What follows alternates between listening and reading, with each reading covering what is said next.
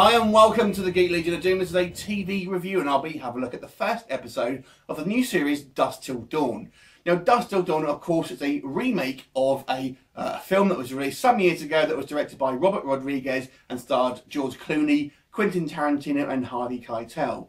And this series is actually on Netflix, which they themselves are becoming an increasingly important player in the world of television, and they've already produced a number of different sort of original series that are on their sort of service, if you like, and a few more that are to come as well. So that in itself is a very interesting development. But on to this Dusk Till Dawn series. Now I find this quite an interesting series because it really is just a straight retelling as such of the original movie, but it's to its benefit and its detriment at the same time. Now the reason why I say this is that this actually follows quite closely the plot, or at least part of the plot of the film. And the reason why I say it's a plus and a negative, so to speak, is I think if you're a fan of the original film, you'll really get a lot more from this series because it really expands upon a lot of the things that we saw in the film. We kind of have some subtle changes as well.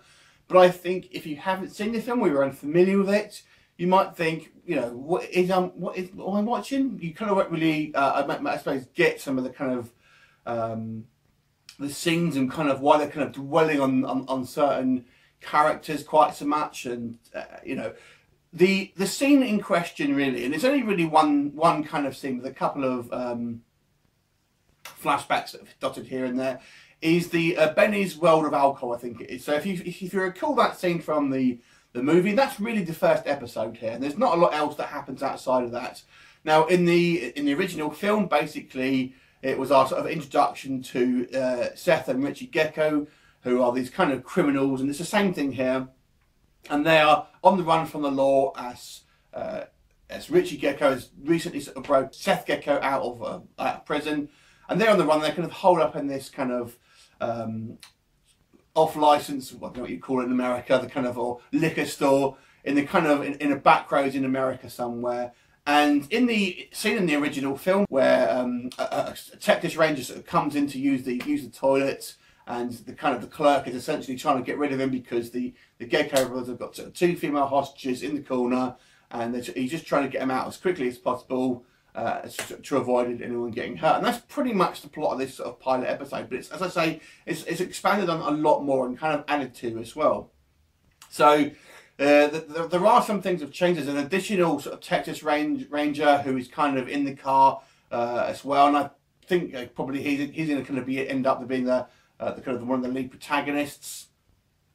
And we're also the other additions, for example, that are different to I guess the film, is that Richie, we're led to believe he may have some kind of psychic connection to the vampires. And that's the thing that I have maybe an issue with this TV pilot, is we don't really see a lot of kind of vampires. So if you were to go into this TV show not really knowing anything about the films, and you just thought it's going to be some kind of a vampire film, there's barely anything to do with the vampires, and actually they don't actually show up in this film. The only vampires that we really see, that there's a kind of flashes in Mitch's kind of tortured mind, and we don't really know at this point, you know, what he's seeing. Is it real, or is it kind of just some sort of hallucination? There's a kind of a brief prologue at the beginning, and I guess that's going to be sort of Salma Hayek's character in the original film.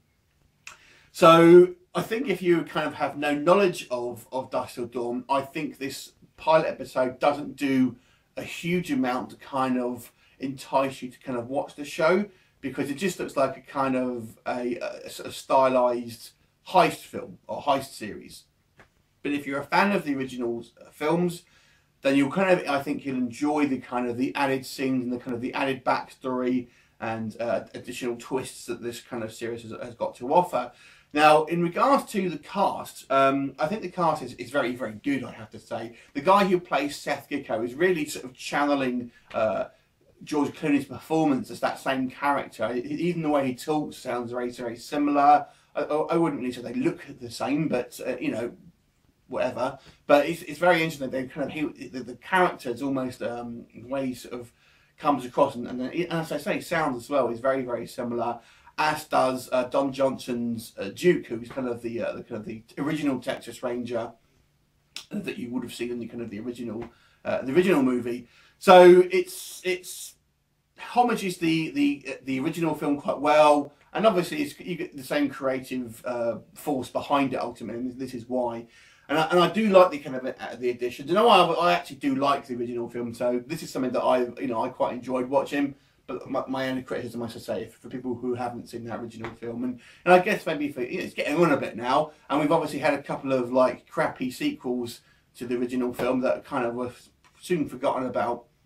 But obviously the original film's getting on a bit now, and I wonder how many kind of younger people may have kind of missed it and kind of maybe perturbed by kind of what this kind of series is trying to do.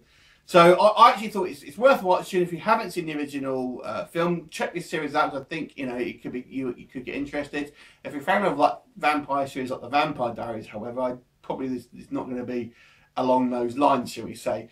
I'm going to give this this pilot episode a 7.5. It's quite good, quite well made. Go check it out. Let me know what you think. If you have seen it, I look forward to seeing you next time. Bye for now.